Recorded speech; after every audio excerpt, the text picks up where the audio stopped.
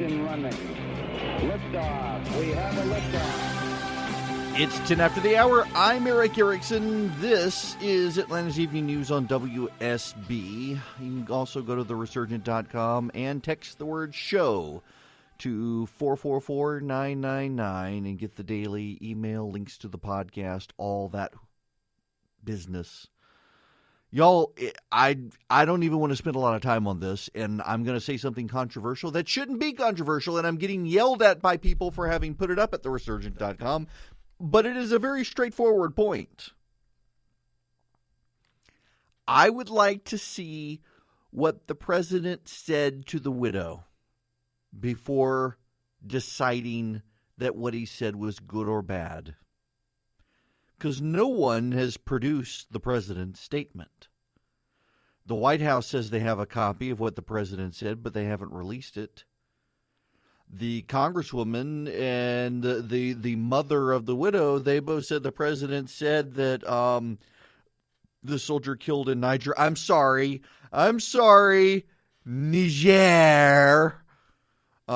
It's Niger because you're an American. You don't go around talking about going to Paris, do you? No, you went to Paris. It's like the NBC people when they had the Olympics and the Winter Olympics in Turin. Is we're going to Turino. Nobody knew where the hell Turino was because on the map it says Turin because you're an American. Yeah, there's a great Churchill quote there that we speak English and therefore we pronounce names in English. We don't pronounce the names as the savages do in their savage lands. Amen, Winston Churchill. So the soldier, the SEAL killed in Niger, his family, they say the president was insulting. Y'all, listen. I am not in their shoes. And I say this saying that.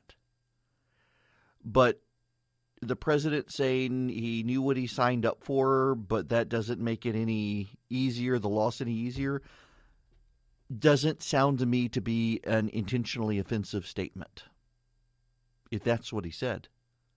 But we don't know what he said. And no one's saying what he actually said. We are relying on the voices of people who hate the president to tell us what the president said. And these people already have a history of mischaracterizing the president and misquoting the president. So I'm not going to make up my mind on what the president said, and I'm not going to make up my mind on whether or not he should have said what he said until I know what he said.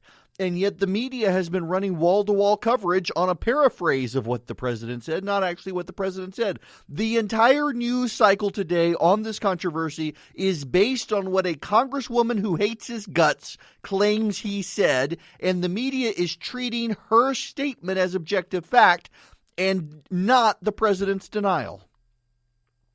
Now, do I think he probably said? Yeah, actually, it sounds like something he would say. But I don't know that he said it.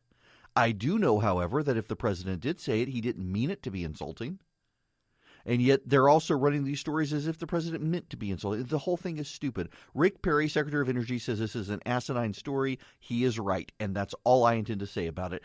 I have decided I don't care about the Russia situation.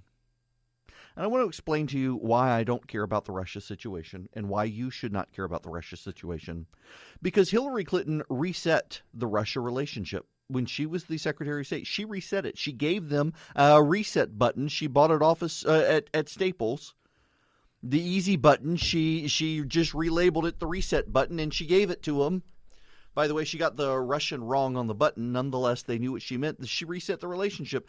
Barack Obama told Mitt Romney that Russia didn't matter, that the 1980s called, they wanted their foreign policy back. And every reporter who wears skinny jeans and writes about foreign policy and politics loved the line. They loved it. They thought it was awesome. Oh, that's such a clever line, Mr. President. Can I have your baby? They would report. Even the men. And now we know that the Russians were bribing people to get a nuclear deal during the Obama administration, and the Obama administration was covering it up and not reporting it and trying to keep it secret so that none of us would know. They gave the Russians the deal. The Secretary of State Hillary Clinton signed off on a deal to give the Russians a nuclear deal, even after we knew that the Russians were bribing people in this country to attest to their good motives and good nature. The FBI was investigating it. The president was warned. The Secretary of State knew, the Clinton Foundation got money from the Russians at this time. And they all kept their mouths shut. They all kept it secret. And now suddenly they want us to believe the Russians stole the election. Maybe the Russians stole the 2012 election. Maybe the Russians stole that election. I mean, they were throwing money everywhere then, and they were helping Obama and Clinton at the time. They were helping Obama and Clinton. Maybe the Russians stole that election. How do we know? The Obama administration sure was covering it all up. They were covering up everything about Russia at the time. I don't really believe that the Russians stole that election. They didn't steal this election either. But that's the point. Mark Penn, Hillary Clinton's pollster, a friend of Bill, has come out and said this is absolute nonsense. Most of the money the Russians spent on Facebook advertisements was spent after the election. You know what the Russians spent money on? They spent money on ads to prop up Black Lives Matters. They spent money on social justice warrior nut jobs, and they spent money on some Trump conspiracy theorists online to peddle conspiracy theories. Why? Because they didn't want Donald Trump to win. They wanted us fighting with each other. They recognized the country is divided. They recognized both sides at their extremes are getting angry at each other, and they wanted to incite violence and disruption in this country so that we would have to focus internally on each other and leave the Russians alone. And that's what they've gotten, and the Democrats have played into their hand. They were playing into their hand before 2012, too, weren't they? Yes, they were playing right into the Russians' hands before 2012. They were covering up bribery scandals, giving Russians fancy deals, while they were giving money to the Clinton Foundation. And Russia didn't matter then. No. Don't say anything bad about Russia before 2016 because Barack Obama had it handled. If the Russians were doing something in this country wrong in 2016, it means everything that Hillary Clinton and Barack Obama and their apologists in the media were telling us in 2012 was a lie. And if anything, if the Russians did cause this election to go to Donald Trump, well, then Barack Obama got what he deserved, did he not? Because he was the one watching this whole ship sink and covering it up because he wanted everyone to believe he had reset the relationship with the Russians when he really hadn't. The Russians were playing him for the fool that he was, and so I don't care. And do I really think the Russians stole the election? I don't. Is there any proof the Russians stole the election? There is not. Is there any proof they hacked a voting machine anywhere in the country? There is not. You know what happened? Hillary Clinton was a terrible, awful, horrible candidate with a terrible, awful, horrible campaign manager who ran a terrible, awful, horrible campaign, and they can't accept it because she would have been the first woman president, and he was the most prominent gay campaign manager the nation has ever seen, and because we've got these protected classes, we've got to blame the Russians instead of admitting they ran a terrible campaign and were terrible people, and they lost to a guy they didn't think could beat them because they thought he was worse than them, and guess what? The nation thought they were worse than him.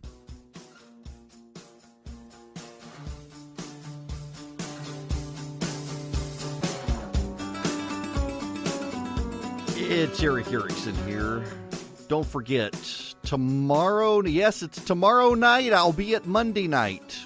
Tomorrow night, Thursday night, I will be at Monday night. You can come have a beer with me.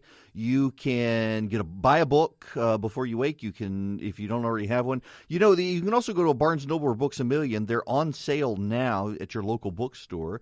But if you want to come by tomorrow night, grab a beer at Monday night with me. Monday Night Brewing is their garage location. Text the word beer to 345-345, and what will happen is you will get a link back to an Eventbrite page where you can RSVP. It's not necessary. It's helpful. The main reason it's helpful is because the actual location for Monday Night's Garage and the entrance into it are not the same address. And by texting the word beer to 345-345, I'll get you the address to the entrance to the Monday Night Garage. Come by. Tomorrow night, I'll be there 5 to 8, doing the show live 5 to 7, signing books, hanging out, drinking with you till 8 o'clock tomorrow night. And then I'm on a plane to Los Angeles to be on Bill Maher's show. Yes.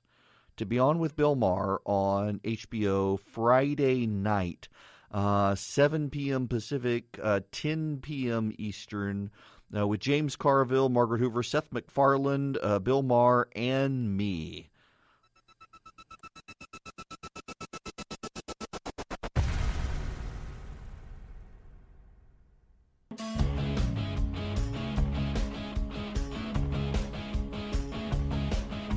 It's 40 after the hour. I am Erick Erickson. The phone number, 404-872-0750, 1-800-WSB Talk. The number of butthurt liberals who are angry with me saying Obama got what he deserved over the Russia thing. I'm sorry, folks, but you people laughed and mocked every Republican warning you about Russia.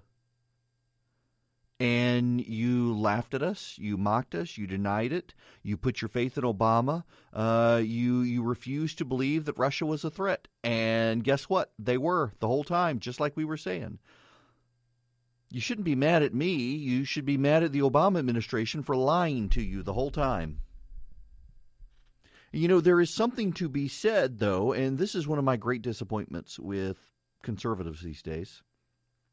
And I use air quotes when I say conservatives, are the people who think that, well, now Russia is on the right side because Russia didn't like Hillary Clinton. No. The Russians are playing you for fools like they played Barack Obama. The Russians aren't on your side. The Russians aren't good guys. The Russians are your enemy. Stop treating them like they're some noble people who saved you from Hillary. They weren't trying to get Donald Trump elected. They were trying to sow chaos in this country. And to the extent that people are at each other's throats in this country, they capitalized on it and made a bad situation worse. They have done you no favors. They will do you no favors. And Vladimir Putin would gut you in a heartbeat if he could. So don't be cheering on the Russians. They are not good guys. They do not have clean hands. But neither does the Obama administration. And so I'm sorry if I can't get emotionally invested in the Russians stole the election because, one, it's not true, and you people are just trying to avoid admitting that you nominated a horrible candidate. And two, they wouldn't have been able to meddle in our election had you not played us all for fools and denied that the relationship was as bad as it was. So, yeah, I'm not shedding a tear over this. Democrats did get what they deserved. They screwed up the foreign policy relationship with Russia. Not George W. Bush, not Donald Trump. They screwed it up. They made a big deal out of resetting the relationship. They made it worse, and then they tried to cover it up, including, we now know as of today, thanks to a pending Senate investigation, hiding news about bribes to Americans to get a uranium deal for Russia. I have a real hard time being sympathetic at all to any Democratic complaints about this. Party over country? No, that's what the Democrats did. The Democrats put their party and covering for President Obama in the 2012 election over their country. It's exactly what they did. Now, let me take calls now. 404-872-0750, 1-800-WSB-TALK. From God's part of Georgia, Bremen, this would be Chris. Welcome, Chris. How are you? Good. How are you? Good. Just a couple quick questions in regards to the Uranium One deal. Have we found all the uranium that the United States has, and we've given 20% of that to Russia, or have we given them 20% of what we will find? And if so, can we just stop giving it to them? I don't think we have given them everything. And the deal that Chris is talking about is the one that was the subject of briberies, where we were handing uranium to Russians for their power plants, supposedly. It was non-enriched uranium that, of course, could subsequently be enriched if we expect the Russians to do what the Russians do. I honestly don't know, Chris. I believe that it was a scheduled transfer over time, and it is something that part of it could be stopped, but most of it is done. Yeah, it would seem the smart thing to do would just to be not give them any more until the investigation was complete. Yeah, I would think so. The Senate is looking into this. And by the way, you guys should know, this is not a Republican witch hunt. This is actually a bipartisan investigation. There are Democrats in the Senate who are livid with Hillary Clinton and Barack Obama. Absolutely livid. As well they should be, I think. This was not a good deal. And if they were warned, People told them it was a bad idea. They were told they shouldn't enter this deal. They were warned by the FBI of potential corruption. But the Russians were giving contributions to the Clinton Foundation and to American energy officials who were certifying that the Russians were in compliance with all sorts of things the Russians were not in compliance with in order to get the deal done. And this is going to blow up on the Democrats. And you'll just have to excuse me for not at this point really caring about Democrats complaining that the Russians stole the election or the Russians tried to interfere. Of course they tried to interfere. They've been interfering since before the 2012 election when the Democrats were pretending it wasn't a problem. They only now want you to think it was a problem because they lost. And you know, the real beauty of this is that they're hanging Hillary Clinton's defeat on the Russians stealing the election, which is a fact, not an evidence. It's not true. It's not provable. It isn't proven at all. So they're never going to really assess and acknowledge the reasons that she lost in 2016 when they think that she got it stolen from her. It gives them a sense of grievance without any way to actually recover from the mistakes they actually made.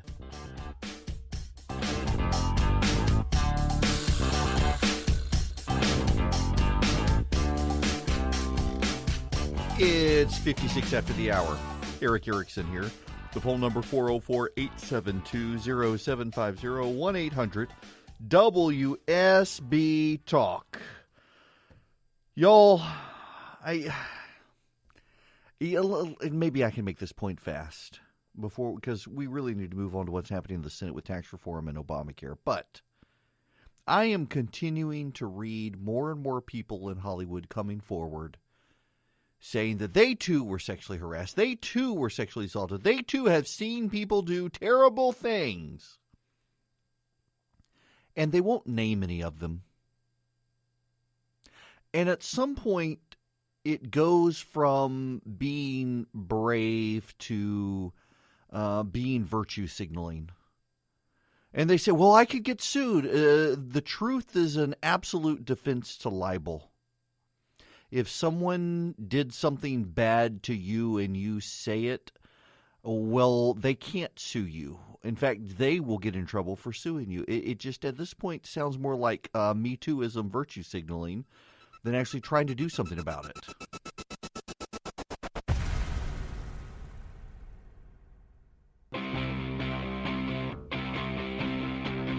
Three, two, one, zero. All engine running.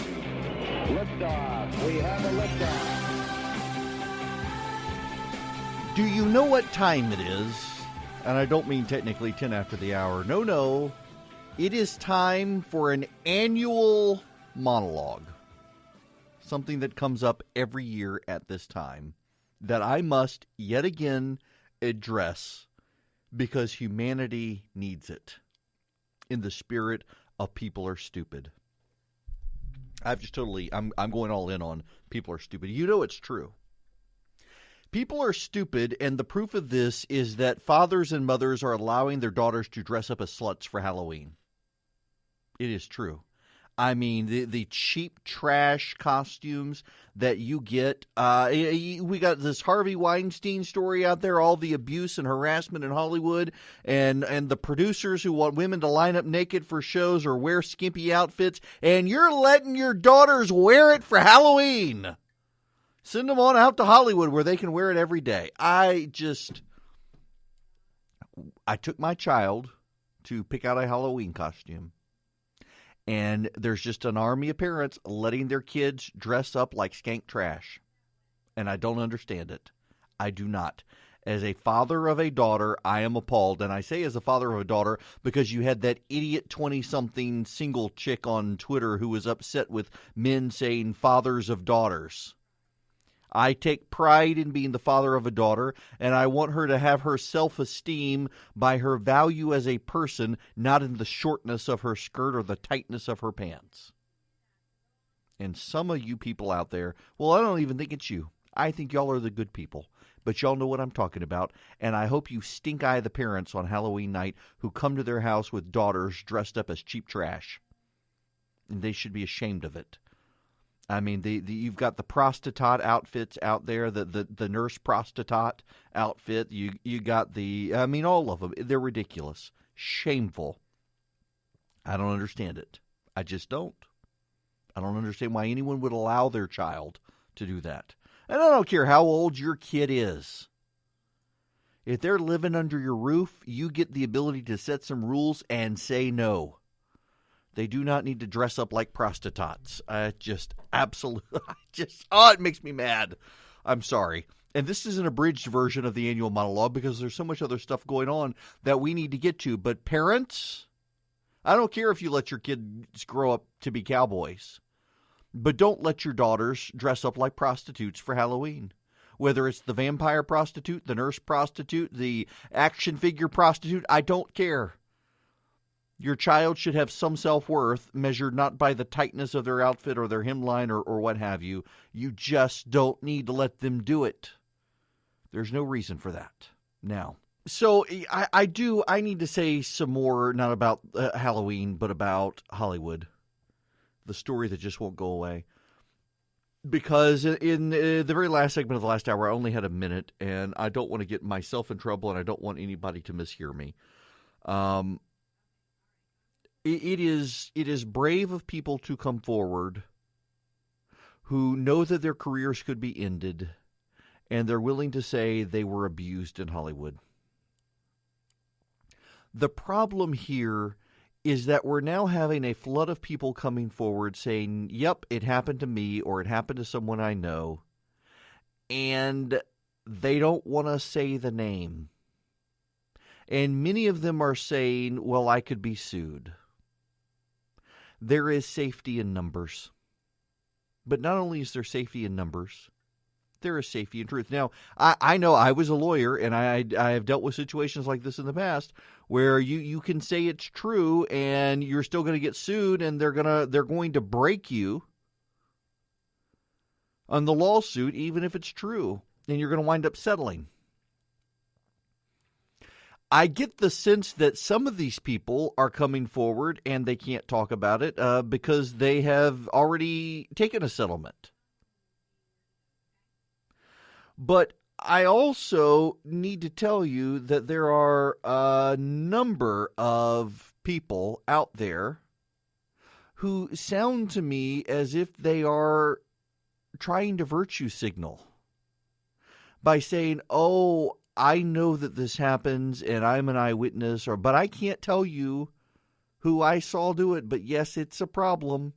There's a level, the other day there was the hashtag Me Too of people saying, yeah, I was sexually harassed or I was sexually abused, me too. And so when I say Me Tooism, I'm not talking about that, but I'm saying there is a level of Me Tooism in that people want to be part of the conversation. They want their little op-ed in Variety or The Hollywood Reporter or online somewhere saying, yep, I saw it all. I saw all these bad people, but I'm not going to tell you who they are. They're awful, terrible people who did awful, terrible, vile things, but I'm not going to tell you who they are. Why not? Not naming these people allows them to continue on. In fact, I would say, if anything, given the situation with Weinstein, that if they're not going to name people, then what's going to happen is they're going to say, oh, I must be really powerful. I must really be able to get away with this. Because they weren't scared of Harvey Weinstein and took him down, but they must be scared of me not to name me.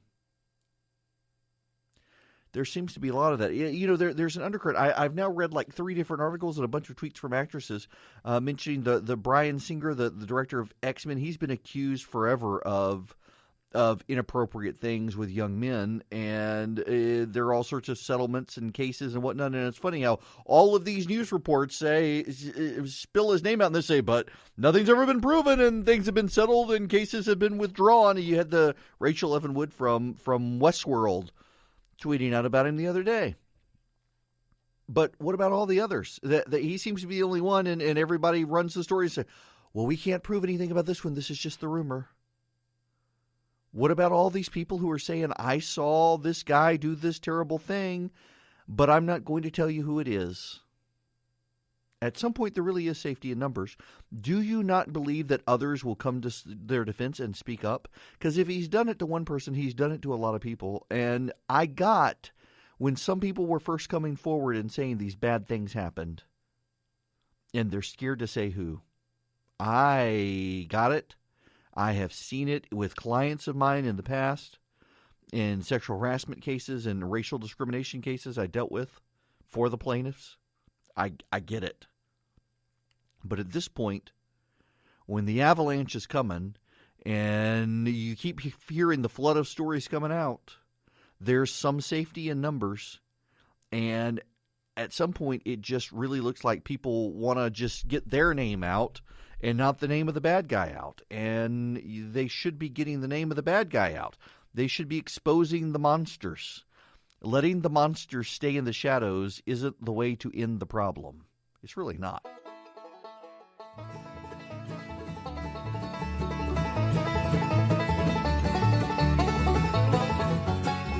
Tomorrow night, I am going to Monday Night Brewing's garage location. I am going to have a beer with you guys. I'm going to do the show 5 to 7. I'm going to sign books from 7 to 8.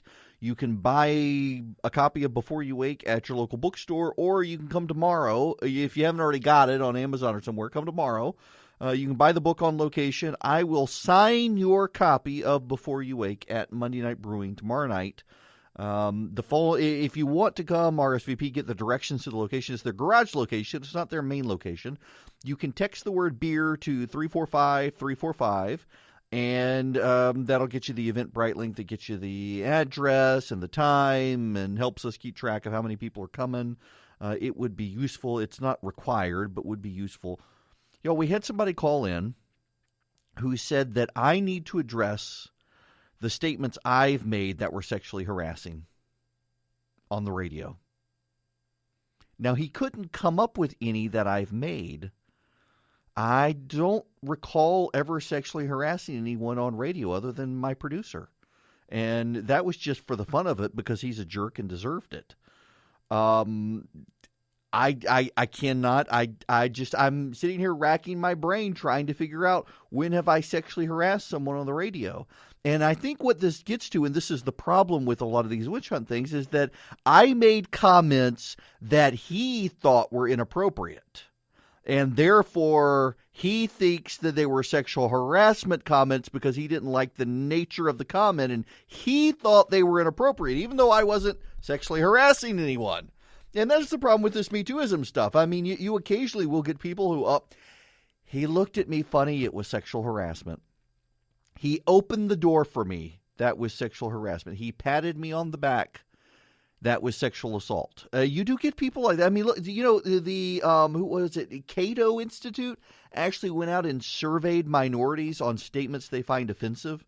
Because, according to the victimization people today on social media, if you say to an Asian person, you speak very good English, that's awful because the person may be an American. And yet 80-some-odd% of Asians surveyed said that doesn't offend them. And the list went on and on and on of all the things people say. Or asking a Hispanic person where you're from. Over 80% of Hispanic people said that it doesn't offend them if someone asks them this question. And yet the victimization people are so sensitive. They really are.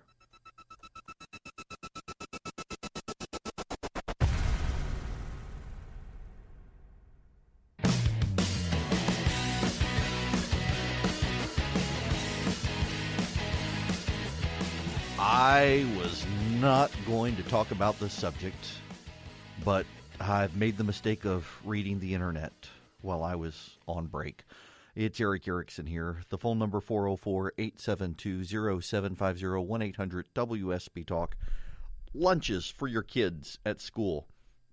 I know, what a boring topic. It is not newsworthy, except apparently a dietitian has been shamed on social media because she posted a picture of her daughter's lunch at school, and it was a mayonnaise sandwich. It was slices of bread with mayonnaise between them and nothing else. And apparently she's been getting so much heck, she has come forward. She is announced she's a dietitian. She kind of knows how to feed people. And her kid is exceedingly picky.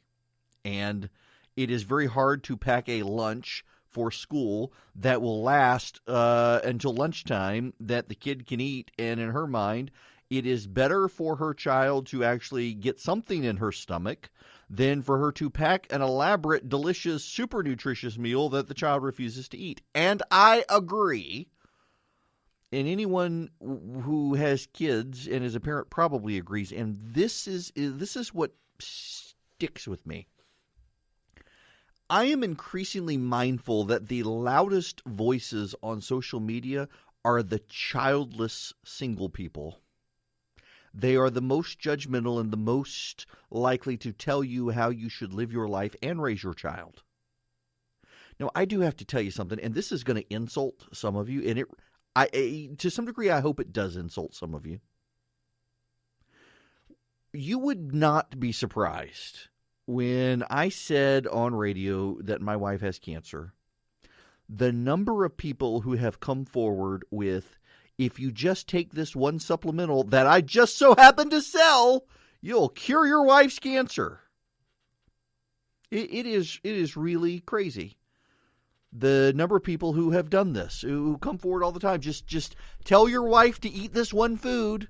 I mean, and I guess, all these ads that I complain about that I try never to put up at the Resurgent of eat this one thing and you'll lose 50 pounds overnight. Maybe it's true. Maybe there are a bunch of conservatives out there who want this stuff, but I'm sorry.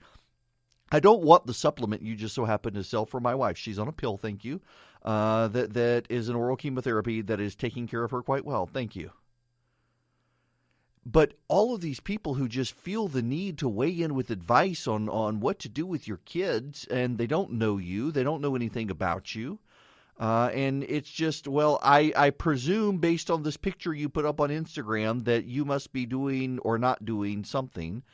And on social media, it is more and more, it is the single, childless, obnoxious people in their 20s who feel compelled to do this. I just don't understand. And I guess part of it is that social media makes us feel more familiar with people. We presume we're friends with someone because we follow them on social media, and we don't really know them.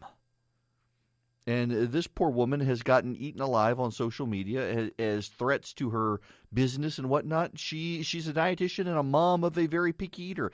I have an exceedingly picky eater as a child. I am totally sympathetic to what this woman is going through, and to all the people offering her advice and condemnation on what she's feeding her kids. My kid, you know what he eats at school?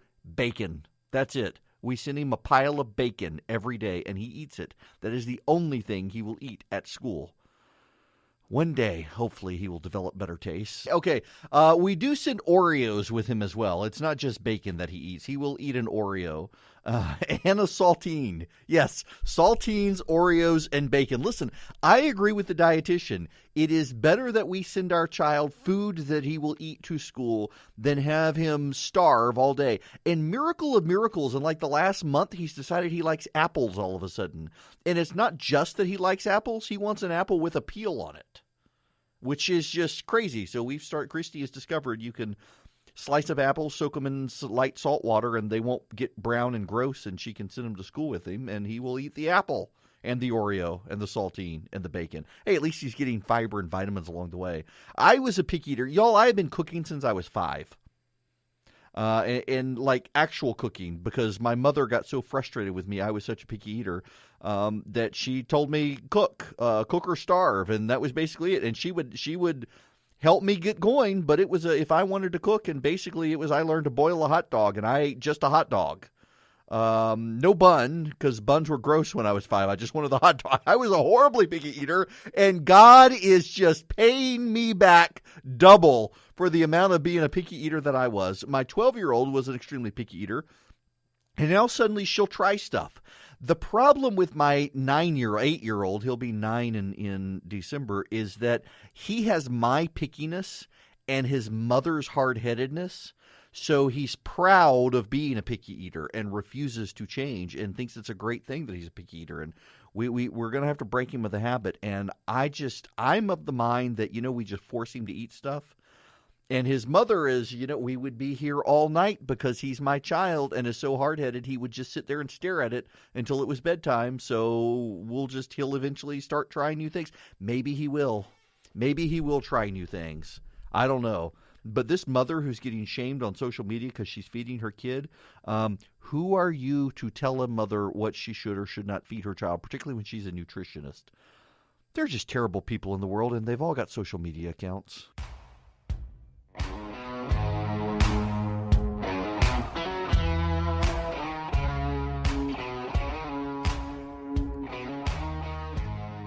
It is 56 after the hour. I am Erick Erickson. You can come see me in person, live, tomorrow night at Monday Night Brewing at their garage location. Text the word beer to 345-345. Come have a beer with me, and I will sign your copy of my book Before You Wake, which I am pleased to announce I will be going to the Reagan Library in a few weeks. They have invited me to come out to the Reagan Library and talk about my book. I have never been out there and have always wanted to go. Very honored that they would ask. On Friday night, I'll be on Bill Maher's show on HBO. I know.